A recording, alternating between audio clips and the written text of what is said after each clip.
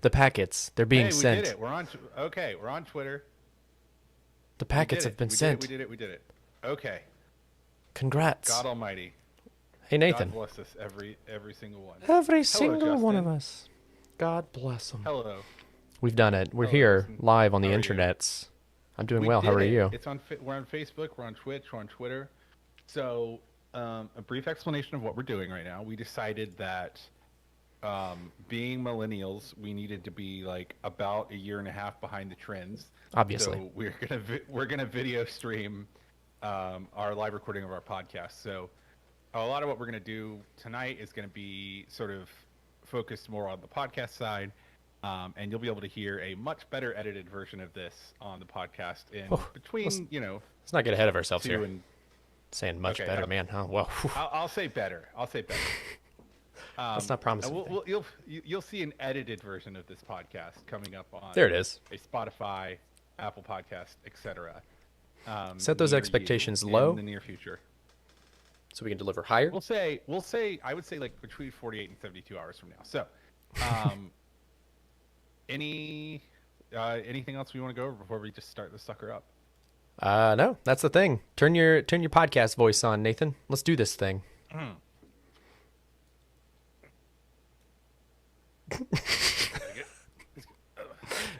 The video show gets its own cold opens. Just You podcast with your shoulders. It's a lot in the shoulders. You got to really like keep that loose. You keep and when you bring your shoulders up, it pulls up your ribs, which actually put more pressure on your diaphragm, which is where the power in your stomach comes from. You don't want to pull your shoulders up when you're breathing. It's an old brass technique. Drop those shoulders. All right. breathe in the I'm gut. ready. The gut is where I breathe. You ready?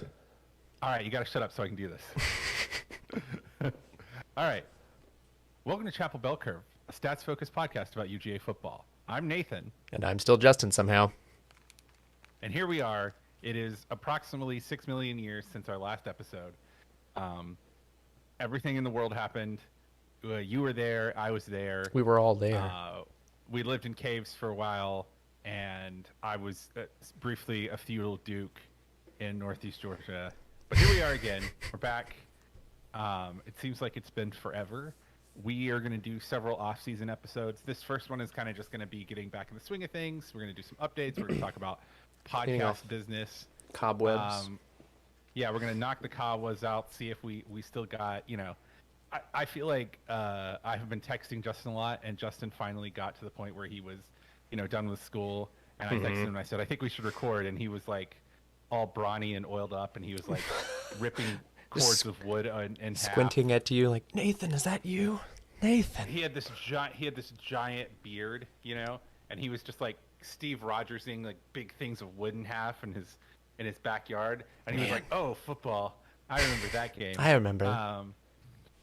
And so here we are. We're back from the wilderness. So yeah, like I said, we're gonna do a little bit of a looser episode today. Talk about some news stuff, just general stuff that we haven't been able to talk about. Talk about some life updates, some podcast business updates, early vibes for the season. Do some over-unders, whatever you want to call them. Yeah, it's one of those. Traditional. They say it's like riding a bike, but in the sense that I am good at riding the bike where I make a total ass of myself, it's true that I am immediately good at doing that, right? Yeah.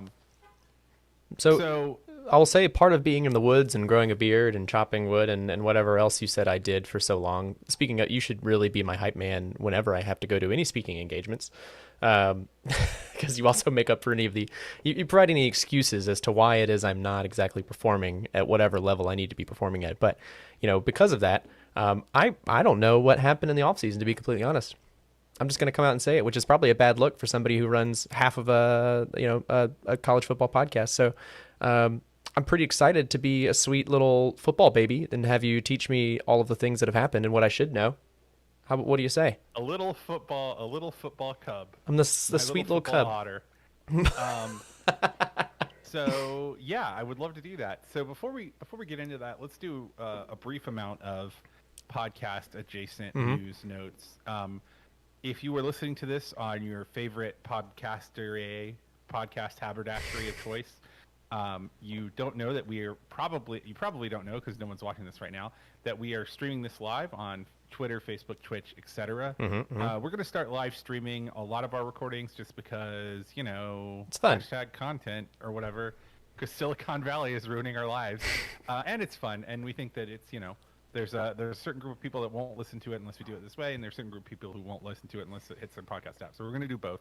So if you want to check that out, we usually try to put it up on our Twitter 30 to 45 minutes beforehand. We'll probably be a little bit better about warning you just in the future as we get into the season. I also want to say that we're going to continue to do some live video stuff this fall.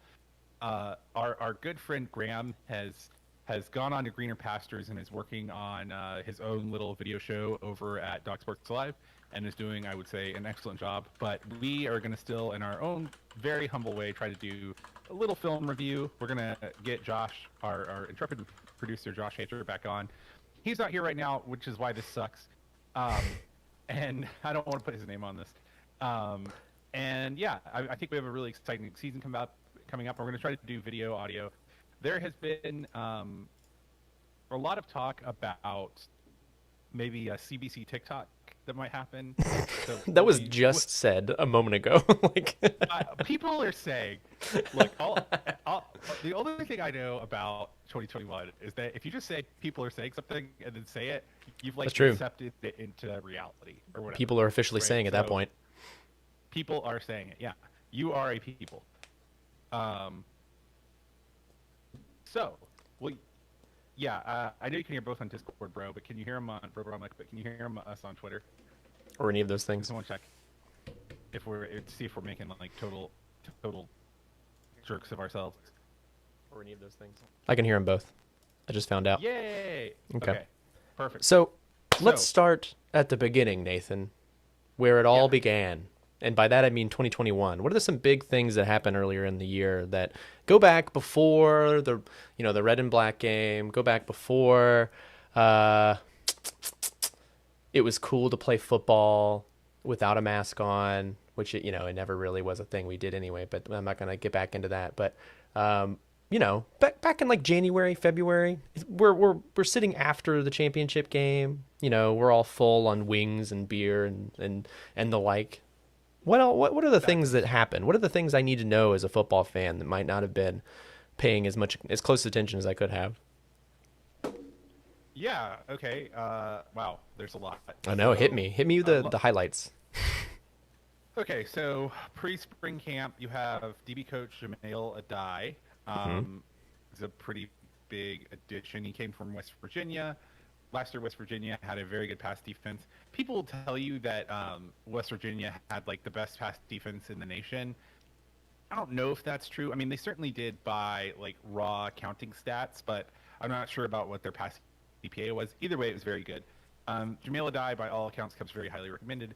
I like the hire, if only because I kind of feel like you got to get new blood sometimes. And Jamil Adai has some sort of tangential connections to Kirby Smart, but not really any. He's not like a Saban disciple or whatever, and so that's very good to have. We had a lot of transfers both in and out. So let's do the transfers out first. Okay. We'll talk about the impacts of that. Dwan Mathis transferred to Temple. Micaiah Tung went to, Oregon State. Wide receiver. Dwan Mathis is a quarterback, of course, came back from a very scary brain injury. Trey Blunt transferred to Old Dominion. Tommy Bush to North Texas. Matt Landers to Toledo. Colby White, who was a walk-on to Hawaii. Notori Johnson transferred to Middle Tennessee State. Jermaine Johnson to Florida State. Tyreek Stevenson to Miami. Major Burns to LSU. Major Burns, the greatest loss. To, I believe, Illinois. So the greatest name loss there is probably Major Burns. Also, the biggest on-field impact loss is probably Tyreek Stevenson. Yeah. Had lost a lot out of the defensive backfield with Eric Stokes and several others, Richard LeCount going. And so, Tyreek Stevenson, you probably penciled him in at the star. My understanding is that he didn't want to play star, which if you want to know what the star position is, you can watch the episode of Dawgs Sports Live that I appeared on, I think Sunday. And we talked in depth about what the star and the jack, the hybrid positions in Georgia's offense were. Anyway, Tyreek Stevenson would probably have started at star, but I think he wanted to play pure DB, and so he went to Miami, which he was from Miami in the first place. And if I recall correctly, it's kind of surprising that he didn't go to Miami to begin with. So it sucks, but it happens. Jermaine Johnson going to Florida State again kind of sucks. He had played at a very high level, but maybe just didn't see the field as much behind Adam Anderson and Nolan Smith playing the jack in the OLB. Other than that, on field, I mean, Tyreek and Jermaine are the two big transfers. Dwan Mathis he was just not going to see any time, right? Mm-hmm. And had some unfortunate things happen, I think, at Georgia. Maybe was not in a very good situation. And, I wish him all the best. I mean, I wish all the guys the best, obviously. Yeah. We've had 2 transfers in, and we might see a couple more, and I think we have an Ask CBC question about this. But mm-hmm. Our 2 transfers in were Tiki Smith and Brandon Turnage. Turnage is a former 4-star recruit who went to Alabama. Didn't see a lot of time. I think he played in 3 games last year.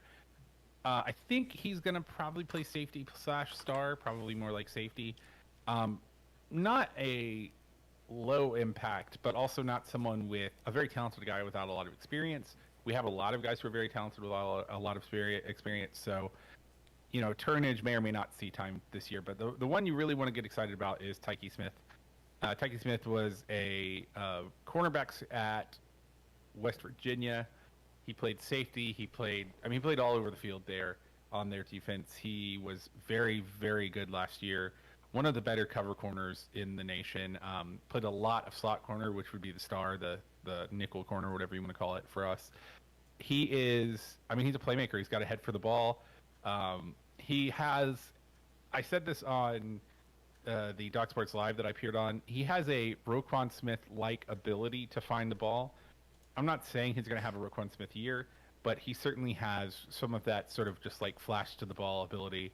And I think he'll be, playing a very important position on his defense, on UGA's defense. If you think about the star position in UGA's defense has to cover people like Jalen Waddle and Michi and sometimes Kyle Pitts and, Kadarius Toney. So it is, I think, in the evolution of offensive college football, the star or nickel cornerback is basically a starting position. It's on the field about 80-90% of the time, and it's incredibly important to the sort of like scheme soundness of a defense, because it's often the star is what's called the overhang defender. He was like the first guy off the line of scrimmage. It's up here. I don't want to get I don't want to get like too far above people's heads, so hold on.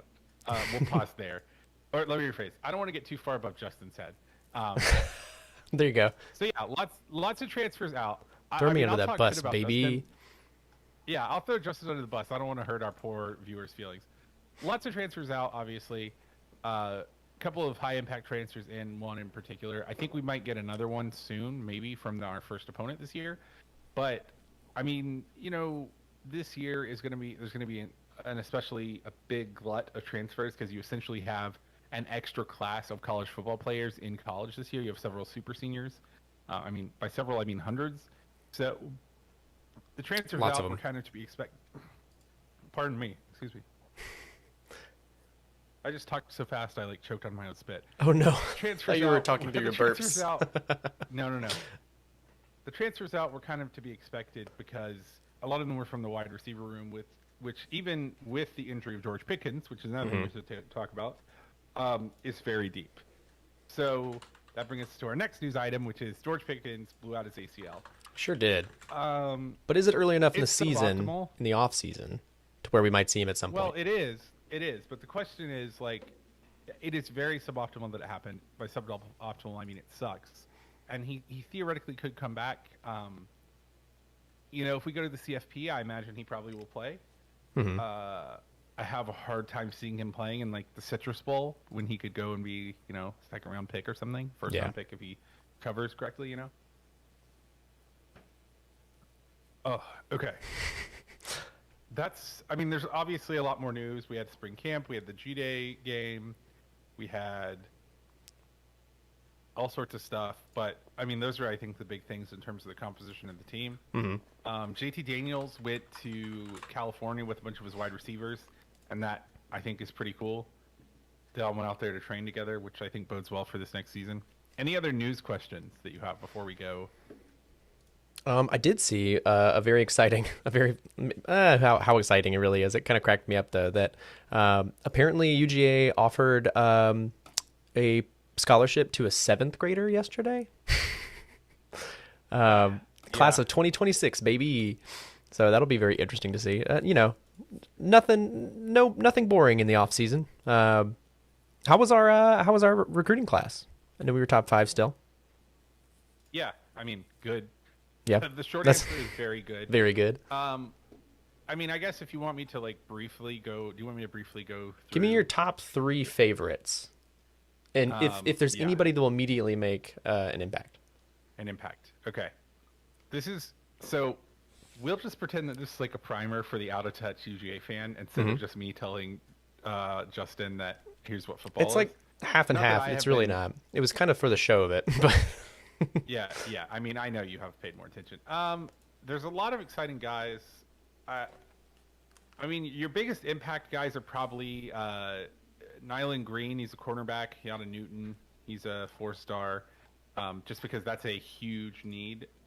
Another big one is probably Javon Bullard is another cornerback. I mean, basically anyone who plays in the defensive backfield, Kamari Lassiter, is going to be an important one just because that is where we are the least deep on a very deep team. Mm-hmm. I would say outside of that, the ones I would really be excited about, Torian Ingram-Dawkins is defensive tackle. I am a defensive tackle guy and like defensive tackles. So I'm always excited to see what that is or how everyone's going. Oh, one I will point out, he's going to probably play the jack, who I am very much rooting for is Chaz Chambliss, who is an outside linebacker from the Carrollton High School of Carrollton, Georgia, my alma mater, where tradition never graduates. There's nothing like being a Carrollton Trojan on Friday night. Anyway, excited about him as well. But yeah, I mean, I think the highest impact guys are definitely going to be in the defensive backfield. I would say of all of those, I think the pedigree-wise, Nyland Green is a very 6'2", 183. He is like a Kirby Smart cornerback. 4-star, 96.8 on 24/7. He's probably the guy you're real excited about. Kamari Lassiter also, I think a lot of people really love him. Got him out of Tuscaloosa, Alabama, which frankly probably means that Alabama didn't want him. For the future, you got to be excited about Brock Vandegrift, number 1 overall, or I guess depending on who you ask, number 1 or number 2 overall, dual threat quarterback out of Prince Avenue. Also has an excellent name. Marius Mims is the next great Georgia. Yeah, I was going to say, you're missing a big one here. Yeah, 6'7", 315 pounds. Yeah, the biggest man on this recruiting class. Yeah, if you look at Marius Mims too, he is not fat. No, he is pure muscle. If you ever want a very funny image, you should look up a Marius Mims high school, and what you'll see is a photo of a Marius Mims standing beside a normal-sized high school player, and it is just makes them look like middle schoolers. No joke. Yeah, he looks like men among boys is the cliche. I don't know how else to describe it. It's as though like a man played, touch football against a bunch of toddlers. So there's also some really great video footage of all of that, just running through lines, tossing people around. Yeah, it's outstanding. I think he played at Bleckley County, I want to say. And so he certainly was not playing against the best competition, but seeing him next to like a 5'8" running back is deeply, deeply funny. And he definitely had some of these like insane highlight plays where he just like picked someone up and moved them to like Camden County or whatever, which I thought was really great. The man has a 7'1" wingspan. Yeah, it's terrifying. He's an exciting prospect for sure. I also just think Torian Ingram-Dawkins. He's a 4-star, and you're not going to hit on these guys every time, but he could be, sort of the heir apparent to Jordan Davis. He certainly lines up in the class to be that. Whether or not that he will actually be that is an open question. Also, I think is pronounced Tyrion. Is it Tyrion, much like Game of Thrones? I believe so. Yeah, I was calling him Torian because You're that just good. like made sense to me. But He also we were has. fourth in the nation this year. Mhm. Third in the SEC though, which is like, of course, It is what it is. behind Yeah. LSU and Alabama. Yeah, we beat Florida, so that's what really matters. We got our priorities straight. What were It's you no gonna problem say? at all. I was just going to say, Tyrion Ingram Dawkins, his 247 photo, 24/7 photo. I do that all the time. 247. 24/7 photo is adorable. It's fantastic. He's the next cheesiness boy. Just want everybody to know that. Right on. Go He check it has, out. pretty transcendent hair. Mm-hmm. I would say. There's no moment where his hair does not look good. So Yeah. I really respect that about him. Also, I'm pretty sure we got him over Tennessee. He came here over Tennessee, and that also feels, always feels real good. Anyway, We have a lot of grown men-looking dudes in this recruiting class. And I'm that not was just one of meaning my like their big takeaways size. Yeah. Well, I mean, this whole team writ large. One of the big takeaways for me was this is just a different looking team physically, and we've talked in the past about how different this team looks than the Mark Richt teams, but even over Curry Smart teams of the past, there's just no one on this team right now who is not a 99% athlete. At least no one who's going to play, and that that doesn't guarantee success or anything, but it does mean that there's a certain amount of that is the 4 and 5 star, the blue chip recruiting advantage in action, right? If you take away how good everyone is at football, which you can't because it's important, but if you take that out of the equation, the bigger and stronger and faster guy usually wins, right? And Georgia has that in spades to the point where, 1 or 2 games are really going to make the difference in this season because you're going to beat most of the people that you play this year getting off the bus. You're going to beat several SEC teams if you're Georgia getting off the bus. And I don't mean that to say that they should take other SEC teams lightly. I just mean when you have a 45-pound advantage on the defensive and offensive line, you'll win. I mean that's just what it is. And so that is one of the things that sort of shades my perception of this coming season is just looking at that team on G-Day and just being like, Jesus, who's the guy that is like undersized? It's like Demetrius Robertson, but he still has elite speed.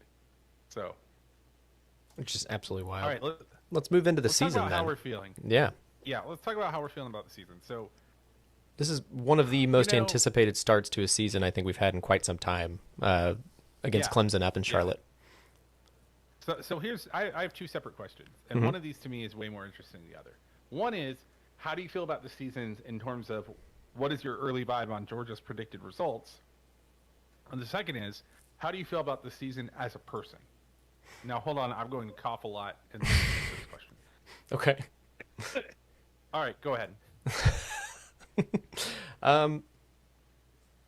As a football fan, first and foremost, I feel good about the season. I feel really good about the season just because 2020 was supposed to be an outstanding year as far as, where we were situated with everything and how we were playing and how we were going to be expected to play. It was a tougher season, I feel like, than this year is. Like, this year looks a bit less difficult than last year did. And our at-home season itself looks kind of sad.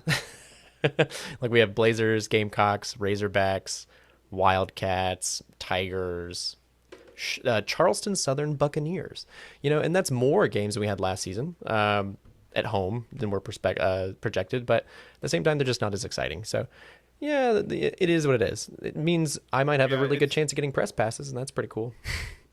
Yeah, it's a big ask for these big money donors who took the year off to come back for this, Arkansas and South Carolina and UAB, and then that scintillating early November tilt where it will probably be 15 degrees against the old Charleston Southern Buccaneers.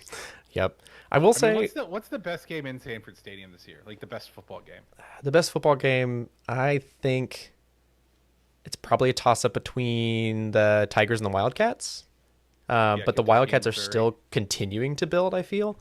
Whereas the Tigers, like, I feel like both these... all right this year. Yeah, Missouri should be better. Both these teams, I feel like each year we're kind of like, I don't know what we're going to get. We might see. And sometimes there's been some surprises, especially for Kentucky. So I think Eli Drinkwitz is good. Is a good coach. Anyway, but like, how are you feeling as a person? Like, what's your like before I get excitement for the coming year? I mean, it's changing. It's evolving each day, I will say. Because last season I had a lot of feelings about it, and everybody had a lot of feelings about it, and I was very unexcited for the majority of the season. Very angry about a lot of things, and now that things are changing and people are becoming vaccinated and things are getting better, I feel a lot better about football in general. This is my first foray into football once more since we were last on the air. So I'm getting more and more excited as time goes on, and I'm really excited to be able to do things again. I'm excited about music and hanging out with people and board games, and football is one of those things. Beer that's not sad and in my house. Yeah, absolutely. And so I am getting really excited about it. I think like with that season, if this were a normal year, I'd be like, I probably won't be going to a home game. But because this is not a normal year, I might try to go to all of those home games just because I'm like, I'm at a huge deficit of social interaction, and I am a very extroverted person. And so I need it. I crave it. I'm ready to do just about anything that is expected of me, and also what is not expected of me. A lot of the people who listen to this only have parasocial relationships with us, which is to say, you don't know us in person. Some of you do, but even if you only know us through this podcast, I hope that you can guess that Justin and I are not the kind of guys that really enjoyed being cooped up inside for the past year and a half, basically. So if you see me kiss someone on the mouth in like a really platonic way, that's why. That's part of it. Like, that's odd behavior, Nathan. That's why. That's not anymore. That's what I mean. Justin and I hung out for the first time in 9 months, a year, a couple of weekends ago. And when our wives saw each other, our wives hugged and then cried and drank wine for about an hour. No, it was great. 4 hours. Okay, so Bro Bubba just felt like he's been cheated. Parasocial, much like parasexual, could mean that our relationship is mediated by the internet, but it could mean that you're a werewolf and I'm a vampire. So you could choose to. You could reframe it and say, this internet relationship is the real one, and what everybody else is getting is not. I'm like an internet werewolf. What kind of cryptid would you be? What kind of cryptid would I be? My immediate inclination was like vampire, but I know that's not it. I think I would actually kind of be like a. I think I might be a Sasquatch. World of Darkness cryptid, right? So okay. You could do Sasquatch too. So, vampire, changeling, half fae, werewolf, like some sort of demon, mage. Chupacabra. That's not a World of Darkness one, but that's also it counts. Mothman. Oh, Mothman's really good. No, I like the idea. Like I leaned into Sasquatch there for a moment just because I like the chase. I don't like the chasing. I like being chased, and I like someone wondering whether or not I'm real, I guess. No, but not even that. That's not even true. I think if I had to guess, I would probably want to be some sort of fae, but like a really hedonistic fae that's just like really into every pleasure of life and living it all to the fullest. Yeah. But then I still get to be chased that way. An Epicurean, yeah. Mm-hmm. You're kind of a bon vivant in real life. I mean, very much so. Some kind of like it. Certainly. I mean, if we're gonna stick to like the traditional cryptids, then like werewolf, 100%. Social, too hairy to really like control it at any given moment. Sort of like chaotic in a really unintentionally scary way. Not very good at being intentionally scary, right? I think that feels very werewolf. Werebear, if you let me get a little bit. You're more of a werebear. Yeah. You're way bigger than the typical werewolf. Yeah, but bears are like solitary, I mean, like World of Darkness rules, definitely a werewolf. But yes, werebear I think would be the ideal. Everyone should play Monster Prom, by the way. We should have a Monster Prom night soon. Anyway. We could stream a Monster Prom night. We could. That would be really fun. How do you feel about the season? Hit me with your your person vibes, your football vibes. Football that's a good vibes. segue into your feelings on the SEC win Yeah. totals, the expected win totals. Person vibes. I am. Peter, my work spouse, and I have this thing that we talk about where every day we get closer to summer break, it is as though our the souls inside of us loosen away from the sort of like corporeal husks that have contained us in school for 180 days or whatever. And each day we get closer to sort of like evanescing. And then on the last day of before summer break, we walk out of the school and we just turn into ether. And you don't see our like physical bodies, our meat shells, until we come back the next year. And that's kind of how I feel about this year's football season. Like, I miss band with the sort of like visceral pain that you like feel when you like lose a pet. Like that's the I miss band. I heard a college marching band warm up the other day and cried. Like I listened to before the Redcoats were getting ready for G Day, I was listening to the drum line play 8 on a Hand, which is just eighth notes on every drum at the same time, and I got misty eyed. I am so I don't. It's been a long time since I've been this excited about a football season, man. And it's May. I'm usually like one of these guys where like I put football, football goes to bed, and then I get some kind of preview magazine in like July, and I sit on a beach and drink beer and read the preview magazine, and then I listen to a bunch of podcasts. I'm always listening to the podcast, but I sort of like put football away for a while. But like I'm like I paid money to watch a Kirby Smart coaching clinic like 2 weeks ago. That's where I am, and that was So like ready. May 15th. Yeah, so that's where I am. Like I'm like those videos of golden retrievers when their owner has been away for a long time, and then they can hear them outside of the door, and they're like back legs like Scooby Dooing out behind them. That's where I am, like 3 months out. Football wise, I mean, if this team wins fewer than 11 games, it's they've underperformed. I think that this is. Well, that's an interesting take because they're projected at 10 and a half. Because of our over-unders.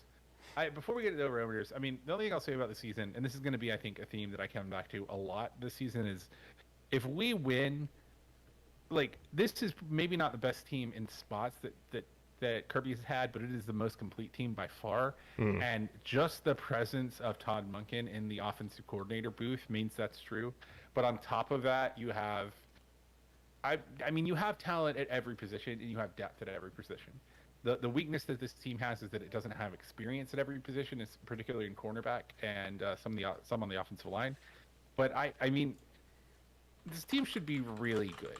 And when their defensive backfield messes up, they should be able to score 35 points a game. I mean, I would be, UGA might falter out at the start and score like 28 points in a win or a loss against Clemson. But if this team scores less than 35 on like 11 of its home, season opponents, it's what's the word I'm looking for? It's actual in-season opponents, not postseason opponents. Then that's a shame. Something's gone wrong. Something has happened. Then it's certainly, we've seen glimpses of that even last year with JT Daniels, and we've seen glimpses of it in certain forums and news pieces over the offseason, is that it seems like Georgia is adapting the version of SEC play that we've seen from other schools and making it their own thing. Like Kirby is kind of melding his own Kirby brain and his own schemes into like a more pass-heavy offense, but not a purely pass-heavy offense that we've seen. I don't think we're going to see this season like a shoot till you outshoot the opponent. It's going to be something adapted to fit our mold. Am I wrong to say that, or does that feel right? Yeah, no, I agree. I mean, I think that we were on that train. We were already there. Starting in 2020. Yeah, that was the original conceit of the first episode of the Battle Hymnal. But now video show was that JT Daniels has a whole a year, and I'm doing quotes for the audio format listeners, that a whole year of playing and an entire extra off season of practicing that, and a deeper wide receiver core too. Yeah, I mean, think about the number of like actual players who we expect to contribute to this team this year, who have not ever had a preseason camp, have not had a fall camp. or a spring camp. I mean, Jermaine Burton, Marcus. I think he just. I don't think he goes. I forget what he goes by. Anyway, like basically our whole wide receiver core outside of Kyrus Jackson and Demetrius Robertson, right? I mean, several contributors on defense have never had one. I mean, there's a whole, you know, I guess you could say, and I'm going to steal this from our Discord. Yeah, I mean, a lot of the other teams haven't either, and that is totally true. But what I would say is that like Georgia was a pretty dominant team, and has been over the last couple of years against teams not named Alabama, and I don't think there's anything that really changes that, right? Like maybe you lose to Clemson, or maybe you lose in the SEC title to Alabama. And who knows how that goes? It's really an any given Saturday kind of deal. And obviously we're going to have a lot more to say about that before we get to that point. Yeah. But who knows, right? But the bigger picture view, and when I say dominant, what I mean is that, like, you know, what's the average score of a UGA team against an SEC East team in the last 3 years? It's not even particularly close, right? And so I don't think that there's any reason for that to change this year. And I think with, like you said, UGA sort of like adopting an offense that, you know, makes sense in 2021 and not in 2004, that there's no reason for that trend to reverse. In fact, I think the trend of UGA's dominance over the SEC East is going to just extend into this year. I think that, I mean, you look at the Florida game probably being the hardest regular season. How did I lose that word? There it is. Regular season game in the SEC East. And I mean, I think there's a pretty good chance. I'm like, sure, I'll eat these words gladly if it doesn't happen, but there's a pretty good chance that UGA doesn't just beat Florida, but like smacks the shit out of them, and sort of like 2018 embarrasses them. I mean, and you can put it down now that I said that on, you know, May 25th. But yeah, let's talk about some over-unders. Yeah, let's do it. I want to just hear your reaction to these, and I'll give my reaction. Starting at the top, Clemson and Alabama, over-under 11.5 wins. So I want to hear whether you would take the over or under for each of these teams, and what your thoughts are. Before I say either one, I'm going to look real quick at Clemson's schedule. Yep, it looks like a Clemson schedule. So if I say... That didn't take long. No, it sure didn't. If I take an under, it means that they have to lose to Georgia or South Carolina. Because I do not, unless they do the normal Clemson thing like they've done the last few years, and they do this whole, like, they lose to fucking, Syracuse. On under. Yeah. And so it's just kind of a matter of looking at those teams and saying, which of these teams is good enough now to beat Clemson? And it's a big question mark. I mean, Clemson's still Clemson, of course, but they've lost, what's his face? You know, Jesus. I'm blanking hard. I know it. Trevor Lawrence. There it is. Thank you. Trevor Lawrence. Yeah. I almost said Trevor Fields, and I was like, that is not his name. That's not his name. Trevor Lawrence. Yeah, hey, they lost guys, Trevor we're Lawrence. knocking the rust off here. We'll fix it in post. Yeah, we'll figure it out. But there is a question mark, and they've lost some pieces. They lost Etienne as well, and so they lost some big contributors last season. But that doesn't. How much of a dynasty have they become, I guess, is the big question. And I think that Clemson still has 1 or 2 losses in them in a regular season, personally. I think 11.5 is pretty bold. It's pretty bold. It's pretty bold for 2 reasons. One, it's bold. Bold's the wrong word. It's sort of a trap number, I think, on the one hand, because if you set it 11.5, what you're basically asking is whether or not Clemson will beat Georgia. And so I guess on Vegas's part, that's a way to make a lot of money. Right now, the over and under, the plus minus on it is, you know, relatively close. You're getting a little bit of juice for taking the over still. So I actually think, you know, I think there's a decent chance that Clemson loses, at least to Georgia. So I would probably still take the over just because their schedule is so weak. But I wouldn't feel good about it. What do we think about Alabama? I'll give them the over. I'll give Alabama the over. I mean, come on. That's a perfect season, though, is the thing. Like, do we give them a whole perfect season? Let's see who... I'm going to click them real quick. Find it out. Probably. I mean, I don't see... Okay, you would say normally with the talent that they've lost, even Alabama you would be like, okay, well, they've got to take a small step back. No, it doesn't really matter. The problem is that, well, the problem is it hasn't been shown that matters at all. And the problem is, if you look at their schedule this year, I mean, it's like, okay, so Miami, that's a win. Mercer, that's a win. Florida, win. Southern Miss, win. Ole Miss, win. Texas A&M, that's the only one. Maybe. Mississippi State, win. Tennessee, 40-point win. LSU, maybe, right? Well, they lost a lot of great talent. They're still rebuilding. Yeah, well, I mean, they might be a little bit better this year, but yeah. Yeah. New Mexico, that's like a 50-point win. Arkansas, that might be like a 20-point win, 30-point win. You know, Auburn, do you trust Auburn at Jordan-Hare in November? I mean, if I were actually putting money on it, I would probably take the under just because numbers-wise, they have some. Well, they have some. I mean, they're playing away at Texas A&M. They're playing away at Auburn. Mm-hmm. And, you know, you figure they could lose one of those games and still go to the SEC championship, probably. And Texas A&M is kind of in a prove-it year with Jimbo Fisher. I mean, they're not going to fire him. They owe him $1 billion or whatever. But I think I would probably take the under just because of the opportunities they have to lose. But I also just wonder about... I mean, I don't know. It's like, how many times are we going to do the whole, like, the reports of my demise have been greatly exaggerated thing? Mm-hmm. You know what I mean? Like, how many times do we act like that Alabama just can't keep doing it until they do it? I'm not saying Alabama's going to win the title this year. They're breaking in a new quarterback. They have some losses in the wide receiver room, but they still have a really good wide receiver room. Mm-hmm. And that's kind of the truth all the way through. I know Richard Johnson, one of the guys over at Split Zone Duo, my second favorite college football podcast, has kind of had some rumblings about like, oh, well, this is like a Citrus Bowl loss year. And I could certainly see that, but I don't know. I will believe it when I see it, and I will be happy to see it and happy to be wrong, right? But I think I would probably take Clemson under, Alabama over. Yeah. All right, a couple of others of note. Before we go to Georgia, Florida at 9. So this is a very interesting one. This is very interesting to me because I can find 9 wins.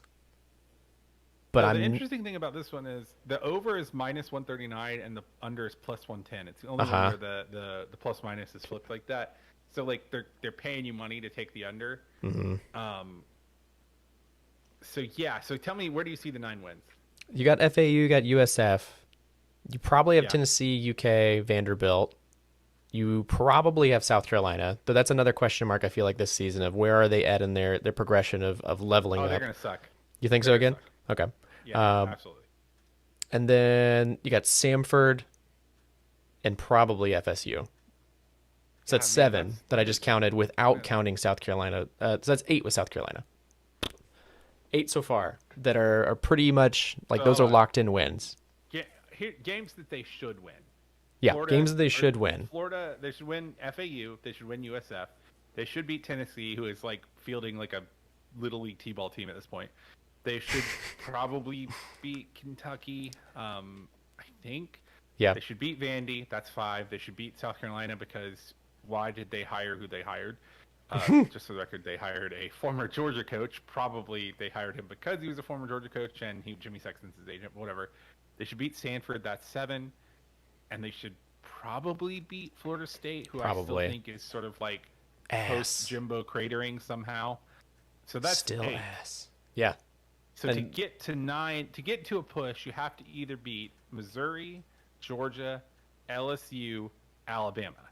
You have Alabama at home. You have Missouri away. Huh, that's an interesting one. And it's tough. Yeah, like I could see it. Yeah. I could see it being a push. I think Alabama and Georgia are pretty certain losses. I feel pretty confident about that. So that gives you to 10. God, I don't know why you would say that this early. Damn it, Nathan. I don't think Florida's going to be very good. You know, in my brain, I believe you. I don't want to copy Graham too much, but like there was this inside like scoop about how there were coaches out in Florida's team in the spring practice this year who were frustrated with Emory Jones and were calling him like Mr. Checkdown. And like they're going to go back to running sort of like the Dan Mullen Tebow kind of thing with the running threat first. And I don't know how much that sells in 2021.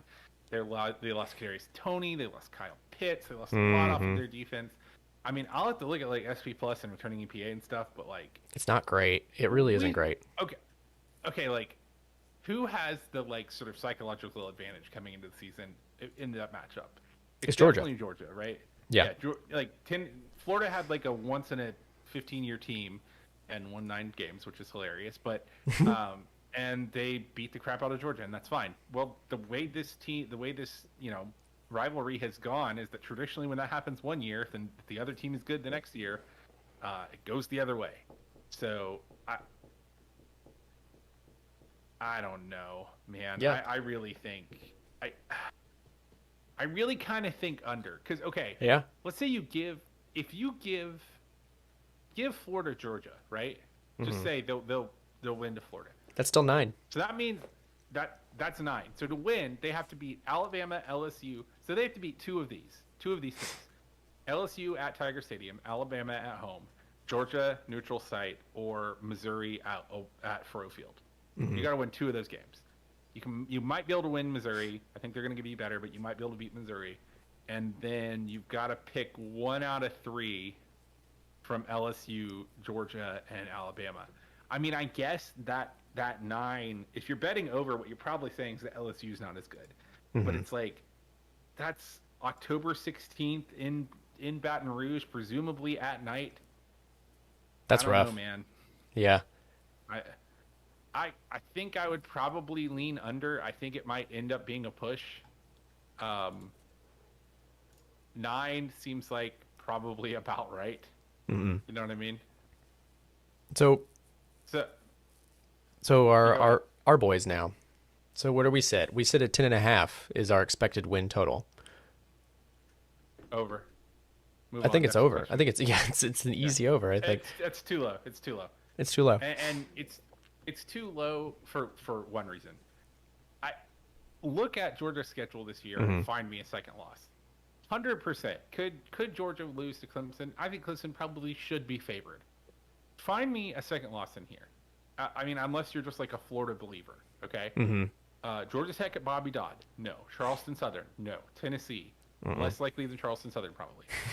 I mean, Tennessee, it's in Neyland, and who knows what happens there. That turf is horrible, but whatever, probably not. Missouri, better, but probably not, right? Florida, gutted. I just stated my case there. Kentucky, no. Arkansas, no. Vanderbilt, no. South Carolina, no. UAB, no. So you're saying, like, if you're taking the under there, you're either betting on Auburn in October in Jordan Hare, which I guess could happen. Bo Nix might finally be good. I'm sticking to my old hot take that Bo Nix would have been a tight end if he was black. I don't think he's bad. He's not not. Really seen him take Yeah. He hasn't taken the step forward that we were all led to believe that he would. It's kind of like a writer that hasn't found their voice yet. That's what it feels like a lot of times. Yeah. Who figured out how to throw an accurate pass over 15 yards. Anyway, so you're basically either betting Auburn over Georgia or Florida over Georgia. And so in that sense, like, Georgia has to win both of those games or they go under. So I guess in that sense, maybe under is the better bet. But I think it's pretty good, man. It's pretty good odds that it's an over. Okay, here's the thing. So, like, let's say you take the under, right? Georgia beats Clemson on Labor Day. What 2 teams is this team losing to? They're not after that. Not that I'm saying Georgia will, but let's say they do, right? If they are good enough to beat Clemson, they are probably going undefeated or having 1 loss. Yeah. Right? I think if they beat, you're right. I think if they beat Clemson, they could lose 1 game, and I think that's probably the max there at that point. Yeah. So so what you're having to bet is not only will Georgia lose to Clemson, they will also lose an additional game that they will probably be favored in. I don't know. I think that's. I would be interested to see the trend line on that number, because to me that feels. I mean, I'm sure it's about right, because you probably think they're going to win about 11. And you're going to make some money on it if you're Vegas and they're smarter than I am. But that just feels like a weird number to me. And I know they don't want to make it a round number, so I guess that's why, Yeah. So, wow, it feels pretty good, man. it feels very good to be doing this with you, one of my very close friends who I have not been able to do a thing that I like to do with. I just want to pause and say that I'm very excited about. Same. We got into this 5 years ago, which is insane. Yeah. Basically, on a whim. We got into this 5 year, yeah, on a whim, just so we could sit and talk football, like as two friends, and that's still why I care about it. Mm-hmm. And so I'm just like very, very happy about, Yeah, this thing that we were able to do. This thing that we're doing right now. So, with that being said, let's get into one of our favorite segments that has come about over the last 5 years, the Ask CBC segment, the one where everyone asks their, a couple of questions, this or that. What the heck's going on? It could be on topic, it could be off topic, but you know what? It's off season, so it really doesn't matter. So, I'm going to hit you with the very first question from Bro Broma. Bro Broma asks, any thoughts on if we should pursue Darien Kendrick? Yes. Give us some background on Darien Kendrick. Yeah. So Darien Kendrick is a cornerback at Clemson, ironically. Oh yeah, sorry. You didn't say one thing before you get into this. This is Ask CBC, everyone's favorite segment, and we didn't get a question from James Bearfield this time, so we'll just say Dr. James Bearfield's Memorial Ask CBC, presented by Cheerwine, the wine won't give you diabetes. There it is. Anyway. TM. Darien Kendrick was a cornerback at Clemson who had some sort of, I guess, off-field stuff previously. He was, I think, a 5-star wide receiver prospect. He flipped over to cornerback. By all accounts, an excellent on-field cornerback, one of the better cornerbacks in the nation, incredibly talented. Mm-hmm. He had a couple of run-ins, like with some discipline stuff, and then he got arrested in Rock Hill, South Carolina, which there's your problem right there. It's like you're in Rock Hill. I've never been to Rock Hill. I don't know what I'm saying. Anyway, he got arrested in Rock Hill, South Carolina with he had a gun in his lap and he was asleep in his car or something. I think they should. Uh-huh. Couple of reasons. One, should you go to sleep in your car drunk with a gun in your lap? No. Should you be judged on your worst moment in college? I mean, if he had choked a girl or broke someone's orbital bone, which are both things that UGA players have done that have gotten them kicked off the field, off the team, then yeah, I mean, I think we'd be talking about a different level of thing. Yeah. It's certainly unsafe, and it indicates that there's maybe some maturity that needs to happen there. But I think if you're Kirby, you're in the game of, I don't know how to say this without sounding too cynical, but it's in your best interest for your job to do it, right? He's a very good player. And B, the nature of coaching, and I think the nature of teaching writ large, is that, you're in the business of giving second chances. And that certainly doesn't mean you always have to give people chances no matter what. But I don't think that Kirby should or would, bat an eyelid. If the charges stick, he probably will not come to Georgia just because of the nature of it. But there have been, rumblings that his charges are going to get dropped. And if that happens, I would be shocked if we didn't go after him. And I actually think we got a pretty good chance of getting him because, you can kind of just be like, hey, come in and just take one of these cornerback spots, bruh. The playing time argument in a big game is there. And also, if you're angry at Dabo Swinney, which seems to be pretty easy to do, you have a real chance at revenge by just coming in on the first game and playing against your old teammates. Right? Which I think is kind of funny. With that being said, though, what's the one thing you think will decide the Clemson game? I'm curious what you think about this. I'll answer it too. I think it depends on their returning production on offense. What does it look like? What are they going to be up to? Can they produce the same way they used to, or in a way that's unexpected? How have we prepared for this, essentially, is what I'm getting to, And I guess that it comes down to, if we go down kind of the logic, the branching logic there is, can our cornerbacks handle what they prepared? Can our defense in the backfield handle what they prepared? Because Clemson has been a pretty dual threat team in the past, but I don't think they have the same level of talent that they just released from the team as far as the running game goes. And so that's kind of what I'm thinking. What about you? So, I think, a lot of it's going to come down to quarterback play. You need JT Daniels to have a good game. They have a new They have a new quarterback starting who's played a couple of games the past year. Is a dual threat from I think Hawaii. His name is California. His name is DJ Uiagalelei. Angalele. That's a tough one. Yeah, that's I didn't even. Uiagalelei. Yeah, DJ Uiagalelei. Sorry, I have to get it in my mouth. I should have practiced that beforehand because I looked it up. He is, he's a 5-star Clemson quarterback. He can throw the ball. He can run. He's probably more of a runner than Trevor was. A lot of, his maturity, I think, is going to really determine a lot of if this game is close. I could see this game getting out of hand for Georgia if he has a really bad day, which, can always be true for any quarterback. I think a lot of it is actually going to come down to Georgia's, obviously, the sort of boring coach answer is the line of scrimmage. Georgia has a very experienced defensive line, one of the top defensive lines and defensive front sevens in the nation. The problem is that Clemson probably has the only other front seven in the nation you could say is better than Georgia's, right? So how do the offensive lines play in particular? I think is going to be a big deal. And then I just think, if Tiki Smith can hold up, if you have cornerback production and the defensive line has a good day, which I think it's very possible they could because Clemson has lost some stuff at offensive line, you feel pretty good. So, that's a very generic answer. Like we just said, quarterbacks and the lines of scrimmage, which is like that's every game ever. But it really was, I think in particular this game, what do you see out of these 5-star number 1 recruit dudes on Clemson's defensive line? If they have a really big day, it's going to be hard for Georgia. Inversely, if Jordan Davis has like 2 sacks or Adam Anderson blows up DJ, I'm not going to try it again because I don't want to embarrass myself anymore. Uiagalelei. Yeah. DJ Uiagalelei. If Adam Anderson blows him up 3 times, then Georgia's going to have a good day. I think early in the season, you're going to see mistakes, right? And you're going to see miscommunications. You're going to see turnovers, more explosive plays, because that's the nature of the early season. In a game like that, you would think that Georgia's experience at cornerback would mean something.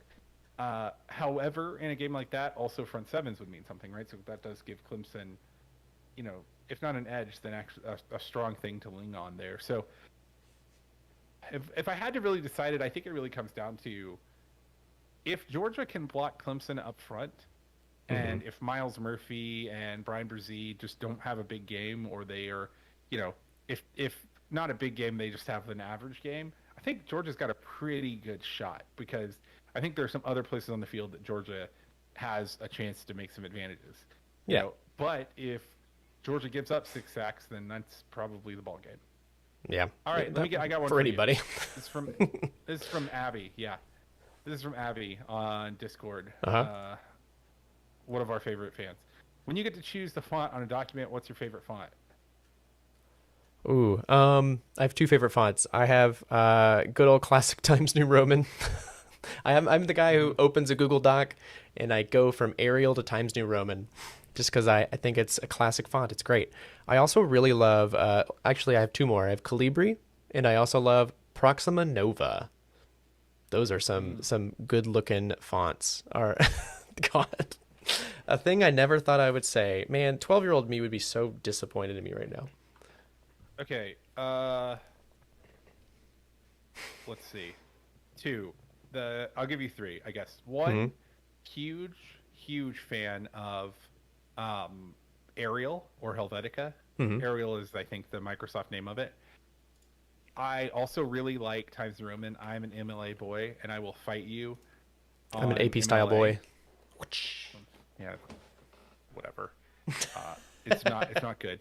I actually think one of my favorite fonts of all time is called Baskerville. Baskerville that's a good one too. From I think the 1790s. It's named after a guy, Baskerville, who was not a Lord of Baskerville, but is from England, and all of a sudden I love Sherlock Holmes. And B, it was one of the direct antecedents and influences on Times New Roman, which I think is really cool. Also, if you like fonts, there's a Helvetica documentary that's pretty good. What right. do you have any exciting plans this summer? That's another Abby question. I'm gonna get to see my family.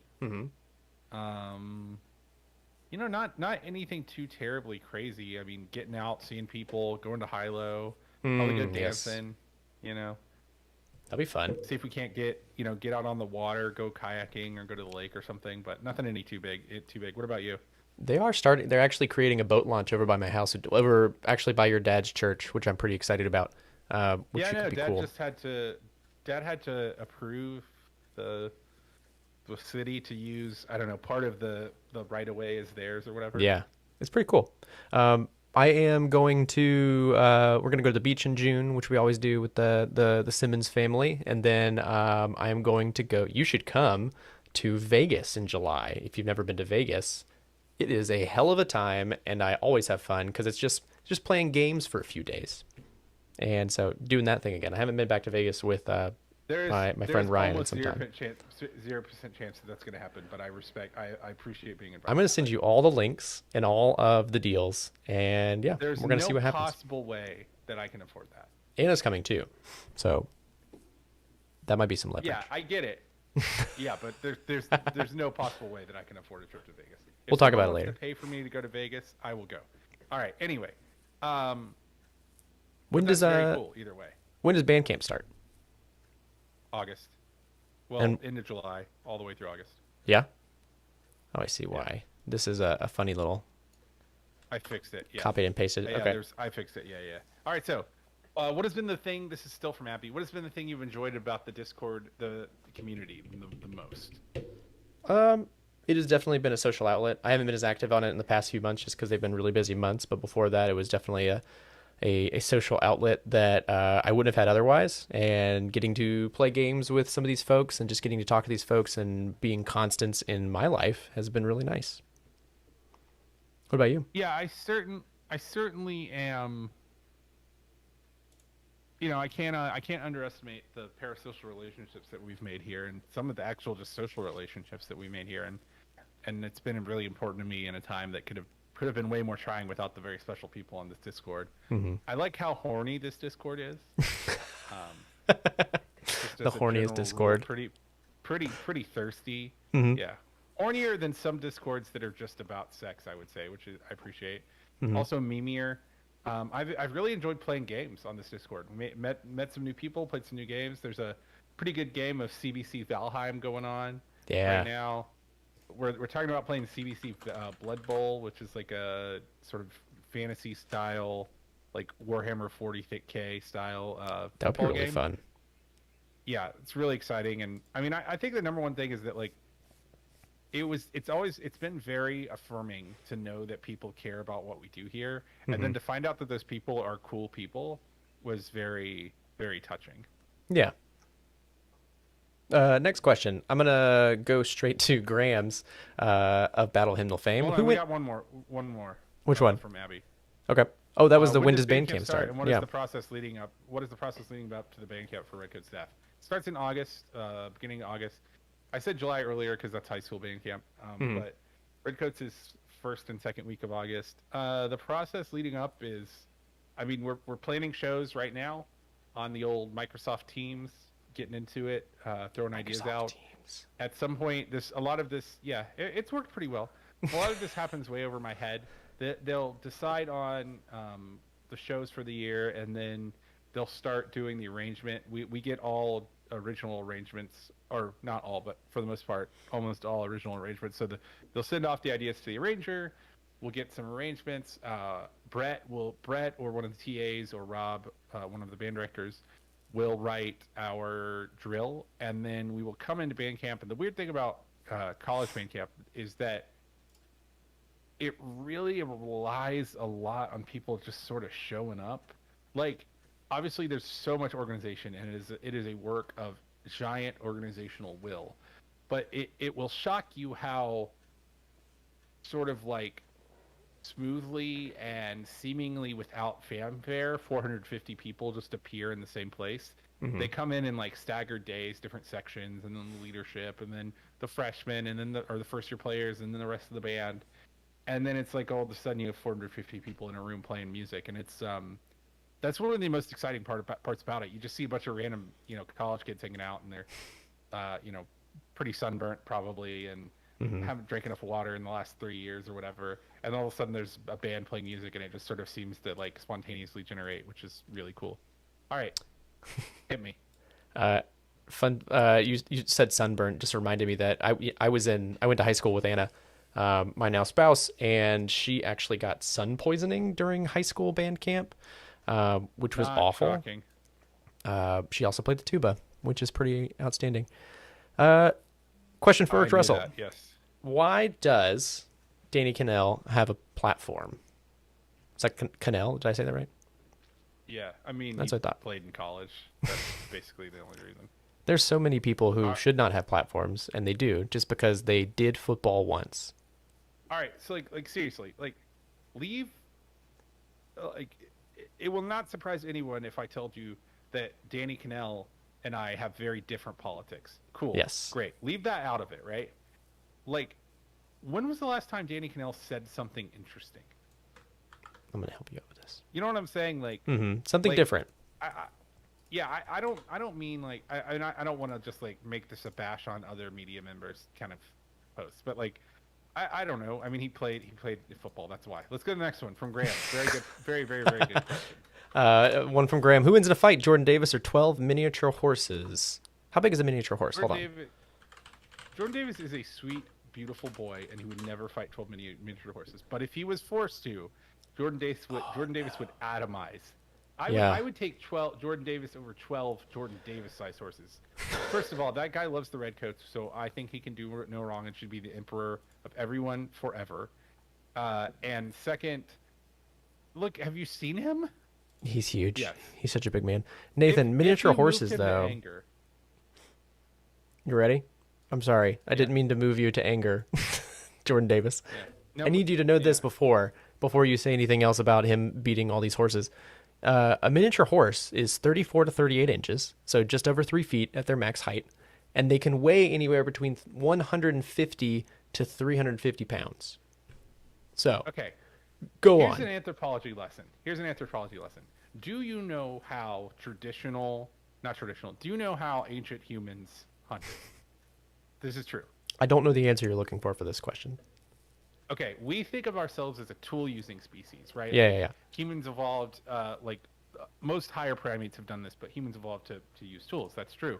But in our hunter-gatherer days, humans are uniquely metabolically suited to be what's called exhaustion hunters. So the basic sort of like Neolithic, well, not Neolithic. I'm not going to get the periods right. It's been a long time since I took biology or anthropology. But basically, there was a time when humans would chase an antelope until it collapsed and then cut its throat, because most animals are designed not for endurance but for short sprints, in particular prey animals. Now, horses, I know, as they're not ungulates, but horses are in some ways bred for endurance, right? But we're talking about mini horses. We're talking about a species that was made fun of in Parks and Rec for being diabetic. Yeah. Jordan Davis runs like, he's 300 pounds and he runs like a 4.640, and he just like runs around in the heat all day. He could run 12 mini horses to death. I stand by that. Now, if you like shod them, if they had like horseshoes that were sharpened, then yeah, maybe. Like, I'd give it to the horses. Now I'm not going to even play with that one. Primordial Goo. Which O lineman will become that dude? I think, Broderick Jones long term, because he's a freak of nature. Marius Mims maybe. This year I think Tate Ratledge really has a chance to. I don't know what you think about this year. I was gonna say Tate Ratledge, man. It's such a good name, and that's and I would like to see a Marius Mims play, but just knowing, I know he'll play, but I don't think he'll be the dude just yet. I think we have a year before he becomes the dude, just because we don't want to run him out so soon. As far as the finite energy that he must possess as a human being, which is not in any way scientific. Next question. Ryan Nelson asks, way too early SEC power rankings. Okay, here's what I want to do. I'll give you tiers, and then I'll ask you the interesting question that this spawned for me. Okay, Thank you, Ryan, for this question. All right, so my tiers are Alabama, Georgia, pretty big gap, maybe small, but gap, right? Then Texas A&M, Small gap, LSU, Auburn, Florida. Probably another gap, Missouri, Kentucky. Mm-hmm. Yep. And then who am I missing? Probably Mississippi Arizona, State, Vanderbilt. Ole Miss is in that gap. And then another gap, and then you have the bottom, right? Mm-hmm. Here's the question that spawned in me, which is, who is going to have a worse record this year? Year one, new coach Vanderbilt, or year one, new coach USC, or dark horse, year five, old coach Tennessee. I think those are the bottom three. That's hard to say. I want to say Tennessee just because I want it. I want that to happen. But I do think it's probably... Yeah, Tennessee does have a new coach. That's what I thought, but I wasn't... Oh, I forgot they fired Jeremy Pruitt. Yeah, that was an off-season fire. I forgot about it. And then Josh Heupel came in, and everybody forgot about it. Yeah. Because he was like, Tennessee hired UCF's coach, and UCF was happy. And Jesus God, that brings me such great joy. Sorry, new coach Tennessee, new coach USC, new coach Vanderbilt. I think it might be Tennessee. Tennessee might have the worst schedules. Yeah. Who has what's our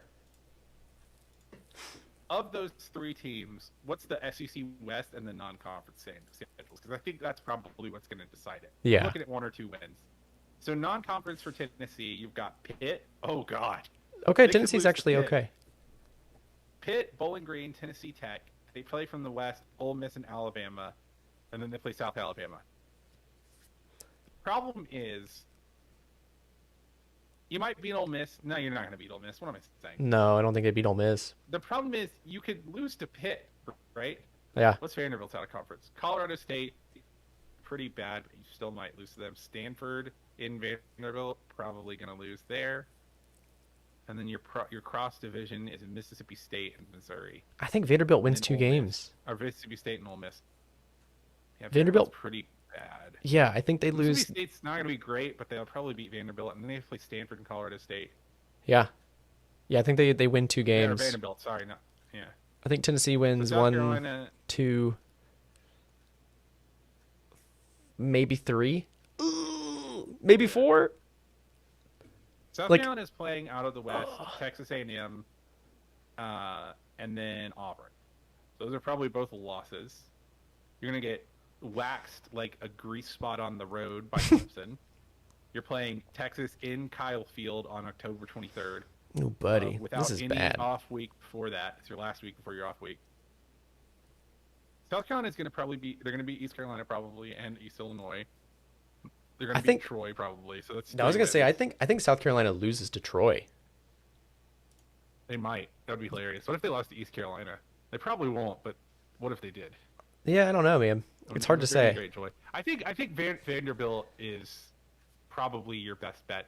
Now, the irony of it being that, like, Tennessee in its worst year in years, like, gets on a winning streak against Vanderbilt for the first time in years in both teams' worst season in modern memory. Mm-hmm. That would be a real, like, chef's kiss of a cherry on top. All right. What's our next question here? Consume the rich. What games are you most excited about for this upcoming season? I will say UAB. No question, just because it's the very first home game, and I have always enjoyed watching Blazers games because I like a good Cinderella story, and they have like one of the cutest and sweetest Cinderella stories. They do, and they have a very cool mascot. They do. Fucking dragons, dude. That was a very CBC answer, and I appreciate you eating the whole buffalo there. I'm going to say Clemson because that's the first game I'll go to. Not to like stun on anybody. I You're stunting. Had to do it to him. Yeah, I had to floss on him. He wore the ice dreams. Say mad respect that this is coming from a sousaphone. I believe this is from. I don't want to like dox her, but anyway, this is one of my sousaphones, and she is an amazing person and also really likes this podcast. Yeah. But yeah, I probably Clemson in Florida because man, I want to beat Florida bad. All right, Dr. Stephen Jorner. When was the last time you were this excited for an upcoming UGA season as you are right now? I was really excited for last season, and I might be more excited now. I was really excited for last season before everything changed. Yeah, and I'm probably more excited. So this excited? I don't know. I might never have been. What about you? Yeah, I don't think I have been. Um, yeah, I don't think I have been. All right, time to be either sweet or weird, depending on how we handle this. We can go both ways. Roma, what's your favorite aspect about each other? And alternatively, since you like how horny this Discord is, what's the best feature of the other host? I'll answer this question. And Okay. I think these are both these are similar reasons. Uh, there's an old Family Guy bit Mm-hmm. where I don't know where Bill this is going. Clinton sleeps with Lois Griffin, and then Peter goes over to Bill Clinton's house to like tell him off for like cuckolding him. And then there's like smash cut to Peter and Bill in like the bed afterwards, Uh-huh. and Peter's like, "Man, you were good at this." uh, and Justin has like a really kind of like oblique con man kind of charisma to him. It's not like my favorite thing about him. I'm just saying, like, in terms of just like sexiest, like Justin is the kind of guy who, if he wanted to, and he would never do this because he's a perfect gentleman, who could like, you'd meet him and you'd be like, man, this guy's really, pretty cool. We're enjoying talking to each other. And then you're just like, the next morning he's making you an omelet, and you're like, how did we get here? Uh, That's pretty outstanding. and okay, if you want a real answer, the real answer is that Justin is a very kind person who is a way better listener than I am a talker, and that is basically why the show works. We fill each other's gaps. Yeah, In a very sometimes wholesome physically. way. Oh, okay, yeah, sure. Yeah, I my one of my favorite things about Nathan is the wealth of knowledge you have about you. Well, actually, this leads me to another thing that I really enjoy about you is that you take things that are seemingly at first glance like useless knowledge and you make it really interesting. And I think that's a quality of it could be, something that was already within you before you became a teacher, or it could be something that was there and you've kind of nurtured over time, and it's become stronger and more, you've sharpened the educational blade, so to speak. I don't know which came first, but Well, you had premarital sex. I studied the blade. exactly. See, you get it. I mastered blockchain. I think those are Sorry, one go of my ahead. favorite Go things ahead. about you. Oh, I Yeah. appreciate it. That's very sweet. And the best feature? I do think you have a very strong, like, your brow line's very strong and very, very good. Very good brow line. Oh, well, thank you. Yeah. In a world of Anthony Davis, my brow line really sells. Like he's really been doing. Anthony Davis has been doing the Lord's work for those of us with like sort of like Pangea style tectonic plate brows, Mhm. and I really respect that. Brian Clark question. Do you think Yeah, any hit me. of the coordinators get hired away after this season? I think Todd Munkin might go to the NFL, man. Go I back? hate to say it. You really think you go back? I think he might. I think if he has a good year, I mean, can you see him doing like that? So like Joe Brady like style. I mean, Joe Brady had never been in the NFL, so just he left the NFL because he wasn't calling plays, and his whole coaching staff got fired. Yeah. It does not seem to me that he left the NFL because he just didn't want to ever be in the NFL again. Yeah. Yeah. Also, there have been sort of people sniffing around Dan Lanning. I think the guy most likely to leave next year is Glenn Schumann.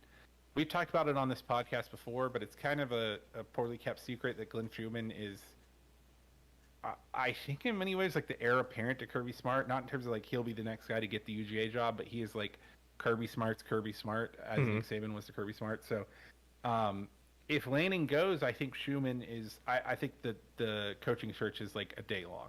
Like Yeah. if Lanning takes another job, I think Schumann's probably the defensive coordinator like the next day. But I also know that everything I've read is that people outside of Georgia know how good Schumann is and are absolutely after him. So I think it's pretty likely. I mean, it's just kind of part of the program. You got to just hope that that you pick someone who can continue doing what he does, right? And if you can do that, then you know you're in good shape. All right, last question. Yes. Oh, second last question from Kyle Sargent. Which of your personal habits or routines are currently in the off season?